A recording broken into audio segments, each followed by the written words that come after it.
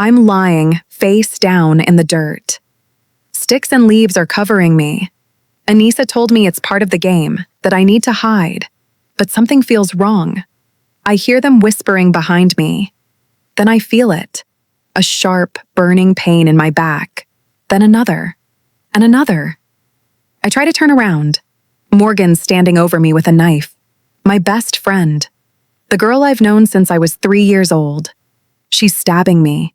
Over and over. 19 times. I feel each one. My name is Payton Leutner. I'm 12 years old. And the 2 girls I trusted most in the world are trying to kill me for a monster that doesn't even exist. But you're probably wondering how I got here. Let me take you back. I grew up in Waukesha, Wisconsin, in a normal, loving family. My parents, Stacy and Joe, gave me everything a kid could want. Not material things, but love, stability, safety. Waukesha is a quiet suburb where nothing bad is supposed to happen. It's the kind of place where kids ride bikes, play in parks, and have sleepovers. It felt safe. It was safe. Until it wasn't. I met Morgan Geyser when we were 3 years old. We were in preschool together, and from day one, we were inseparable. Morgan was my best friend. We did everything together. Sleepovers, birthday parties, adventures in the neighborhood. We had inside jokes, shared secrets, and plans for the future. She was creative, imaginative, and a little quirky. But I love that about her. She was my person. In 6th grade, Morgan became friends with another girl, Anissa Weier. Anissa lived in the same apartment building as Morgan, and they rode the bus together. I didn't like Anissa. She was always cruel to me, always making little digs, always trying to come between Morgan and me. But I tolerated her because Morgan loved her. And I loved Morgan. Looking back, I think Anissa was jealous. Morgan had been my best friend for 9 years.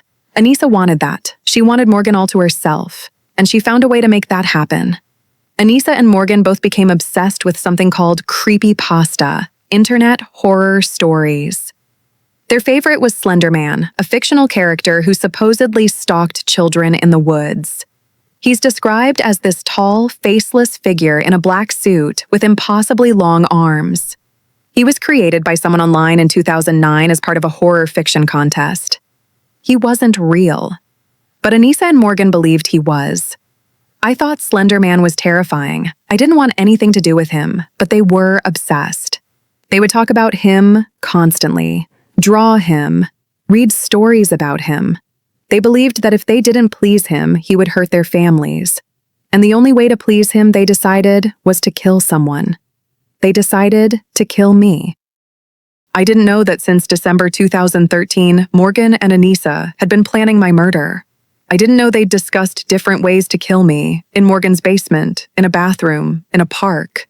I didn't know that every time I hung out with them, they were looking at me and thinking, she's the one we're going to sacrifice. All I knew was that Morgan's birthday was coming up in May 2014, and we were going to celebrate with a sleepover at her house. Just the 3 of us. I was excited. I loved sleepovers with Morgan. We'd stay up late, watch movies, eat junk food, tell stories. On the night of May 30th, 2014, I went to Morgan's house. We celebrated her birthday. We had cake. We watched movies. Everything seemed normal. Morgan seemed happy. Anissa was there too, and even though I didn't really like her, I was polite. I wanted Morgan to have a good birthday. That night, we all slept in Morgan's room. Or, at least, I slept. Later, I learned that Morgan and Anissa had stayed awake, whispering about their plan. They were going to kill me in the bathroom at 2 in the morning, but they chickened out. So they decided to wait until the next day, when we went to the park. I woke up that morning with no idea that I had less than 12 hours to live.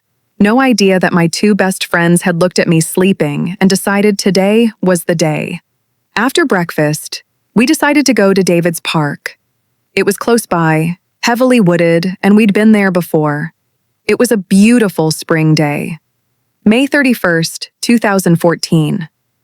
The sun was shining. Everything felt normal. My mom dropped us off at the park. You girls have fun, she said. She hugged me goodbye. She had no idea. None of us did. Well, except Morgan and Anissa.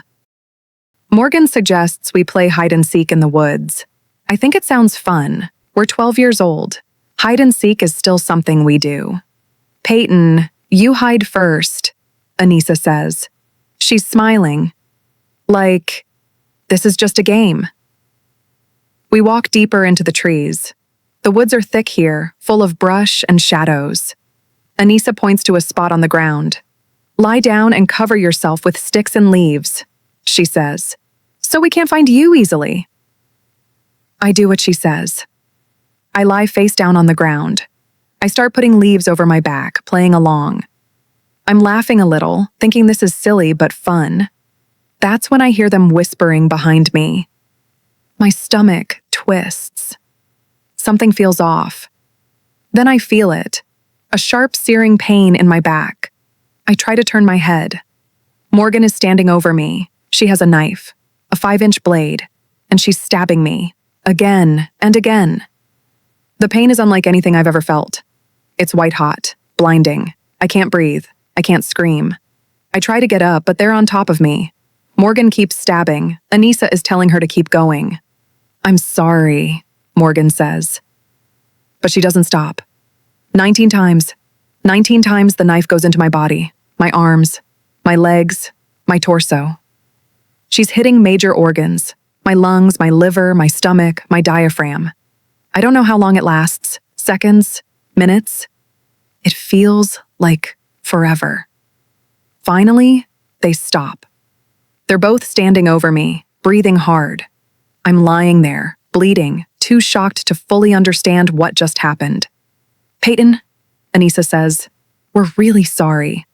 We're going to get help. They walk away.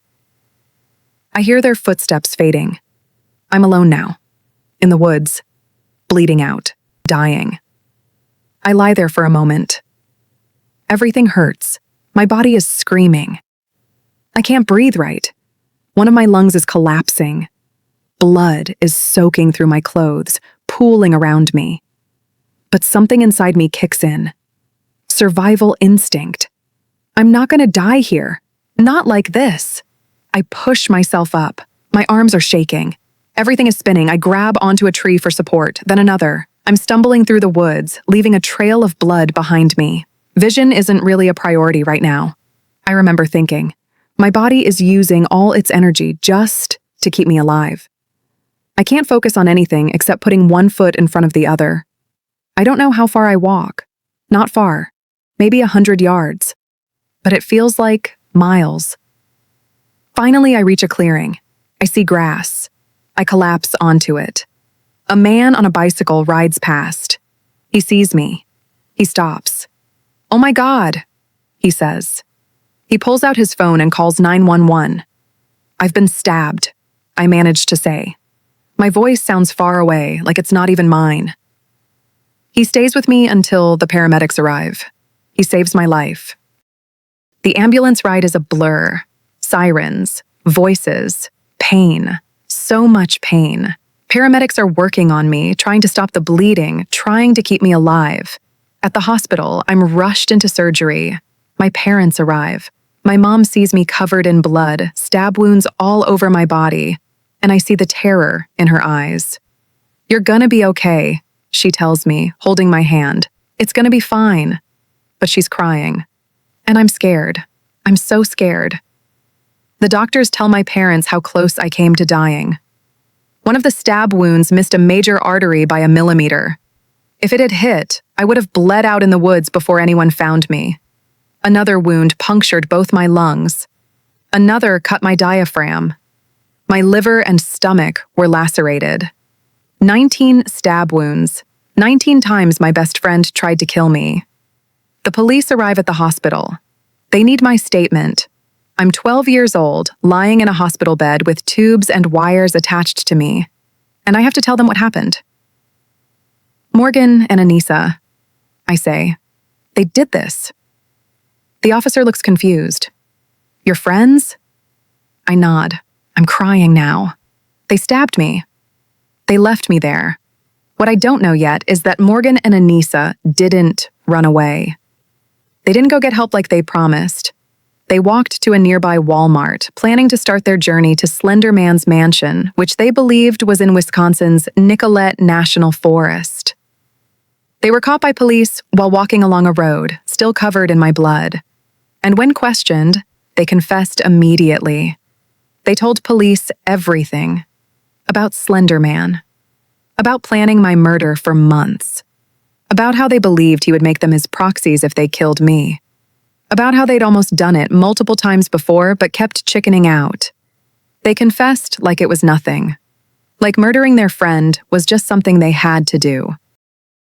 The police investigation revealed the extent of their planning. Morgan kept a journal where she wrote about Slender Man, about her belief that he was real, about her fear that he would hurt her family if she didn't kill someone. Anissa had convinced Morgan that Slender Man was real and that this sacrifice was necessary. What I didn't know at the time was that Morgan had undiagnosed schizophrenia. Her hallucinations had started years earlier, but no one realized what was happening. She believed Slender Man was real because her mind was telling her he was. Anissa fed into that delusion, and together they created this toxic, dangerous shared reality where murdering me made sense. Both girls were charged as adults with attempted first-degree intentional homicide. The case made international headlines. Slender Man stabbing. That's what everyone called it. Like the fictional character was the perpetrator, not the two real girls who held the knife. In 2017, Anissa pleaded guilty to being a party to attempted second-degree homicide. She was found not guilty by reason of mental disease or defect and sentenced to 25 years in a mental health institution. Morgan also pleaded guilty to attempted first-degree intentional homicide. She too was found not guilty by reason of mental disease or defect and was sentenced to 40 years in a mental health institution. They were diagnosed, medicated, and institutionalized. Morgan was put on antipsychotic medication for her schizophrenia. Anissa received treatment for whatever delusions had allowed her to believe this was okay. I had to testify. I had to sit in a courtroom and tell my story while my attackers sat there, listening. I had to relive the worst day of my life in front of strangers, cameras, and the two girls who tried to kill me. It was almost worse than the stabbing itself. Trusting people became almost impossible. Making friends terrified me. For years, I kept everyone at arm's length. How do you let anyone close when your best friends tried to kill you? The attack changed what I wanted to do with my life. I'm studying to become a doctor now. The paramedics and surgeons who saved me showed me what I want to be. In 2019, I spoke publicly for the first time. I wanted to tell my own story and not be defined by what they did to me. Both of them have been released now. Anissa in 2021, Morgan in January 2025. They're living under supervision, getting second chances at life. My mom expressed concern, and I have complicated feelings about it that I'm still working through. I moved away from Waukesha County. I'm in college now, building a life where I'm just Payton. Not a headline, not a victim. I still have hard days. I still struggle with trust. But I'm here. I made it out of those woods when I shouldn't have. I was 12 years old when they stabbed me 19 times. I'm in my 20s now. They took my childhood, but they didn't take my future. And I'm still here.